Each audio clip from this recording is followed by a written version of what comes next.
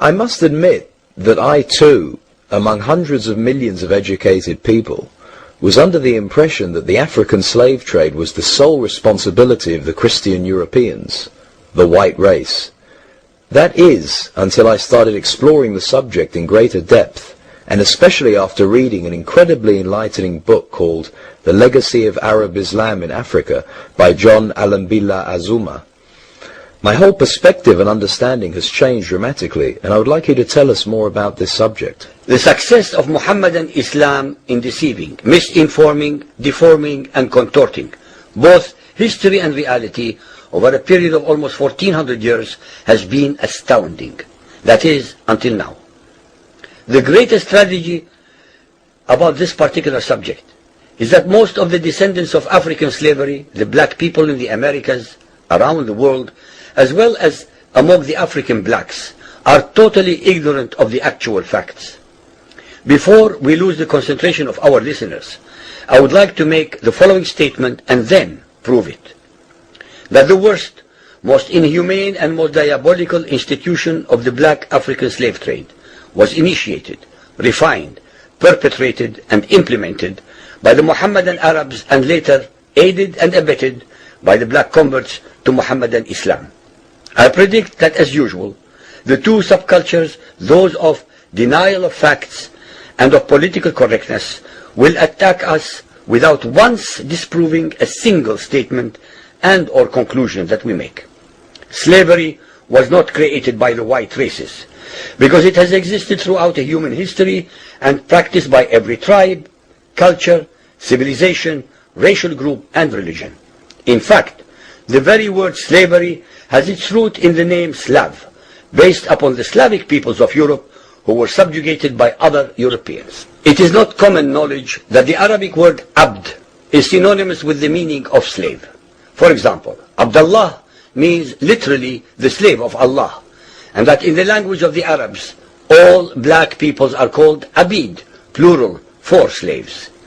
While much has been written concerning the transatlantic slave trade, surprisingly little attention has been paid to the Islamic slave trade across the Sahara, the Red Sea and the Indian Ocean. While the European involvement in the African transatlantic slave trade to the Americas lasted for just over 3 centuries, the Arab involvement in the African slave trade has lasted 14 centuries, and in some parts of the Mohammedan world is still continuing to this day. The birth of Mohammedan Islam and its conquests brought about the birth of institutionalized, systematized, and religiously sanctioned slave trade on a massive and global scale. In fact, the Quran allows the taking of slaves as booty or reward for wars of aggression against any and all unbelievers, most of the human population. This has led to an enormous number of so-called holy wars, jihad in Arabic. There was and is absolutely nothing holy about these wars, which are primarily to plunder, slaughter, rape, subjugate and rob other human beings of their wealth, produce, freedom and dignity.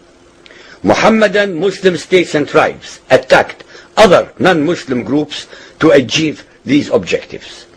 Although Islamic jurisprudence laid down regulations for the treatment of slaves, however, incredible and heinous abuses have occurred throughout the history of Mohammedan Islam. By the Middle Ages, the Arabic word abd was in general used to denote a black slave, while the word mamluk referred to a white slave. Ibn Khaldun, 1332 to 1406, the preeminent Islamic medieval historian and social thinker, wrote, "The Negro nations are, as a rule, submissive to slavery, because they have attributes that are quite similar to dumb animals." It should also be noted that black slaves were castrated based on the assumption that the blacks had an ungovernable sexual appetite. When the Fatimid Caliphate came to power in Egypt, they slaughtered all the tens of thousands of black military slaves and raised an entirely new slave army. Some of these slaves were conscripted into the army at age 10. From Persia to Egypt to Morocco, slave armies from 30,000 to up to 250,000 became commonplace. The Islamic slave trade took place across the Sahara Desert, from the coast of the Red Sea, and from East Africa across the Indian Ocean. The trans-Sahara trade was conducted along 6 major slave routes. Just in the 19th century, for which we have more accurate records, 1.2 million slaves were brought across the Sahara into the Middle East, as well as a further 450,000 down the Red Sea and 442,000 from the East African coastal ports. That is a total of 2 million black slaves just in the 1800s. At least 8 million more were calculated to have died before reaching the Muslim slave markets. A comparison of the Islamic slave trade to the American slave trade reveals some extremely interesting contrasts. While 2 out of every 3 slaves shipped across the Atlantic were men, the proportions were reversed in the Islamic slave trade. 2 women for every man were enslaved by the Muslims. While the mortality rate of slaves being transported across the Atlantic was as high as 10%, the percentage of slaves dying in transit in the Trans-Sahara and East African slave market was a staggering 80 to 90%. While almost all the slaves shipped across the Atlantic were for agricultural work, most of the slaves destined for the Muslim Middle East were for sexual exploitation as concubines, in harems, and for military service. While many children were born to the slaves in the Americas, the millions of their descendants are citizens in Brazil and the United States of today. Very few descendants of the slaves that ended up in the Middle East survived.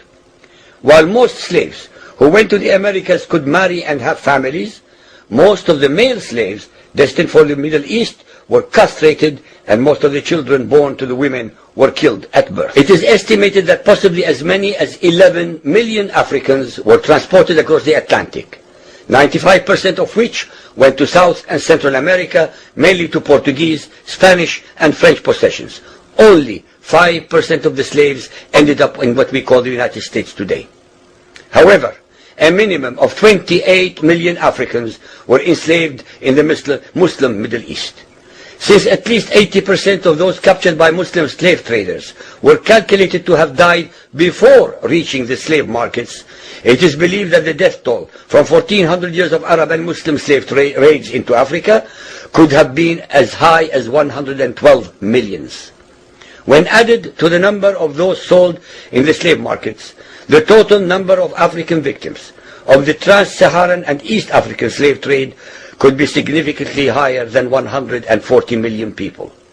What is obscene about this whole subject is the Muhammadan, Muslim, and Arab culture of denial regarding their complicity in the African slave trade, as well as the ignorance of black Muslims about the reality of their past and present conditions.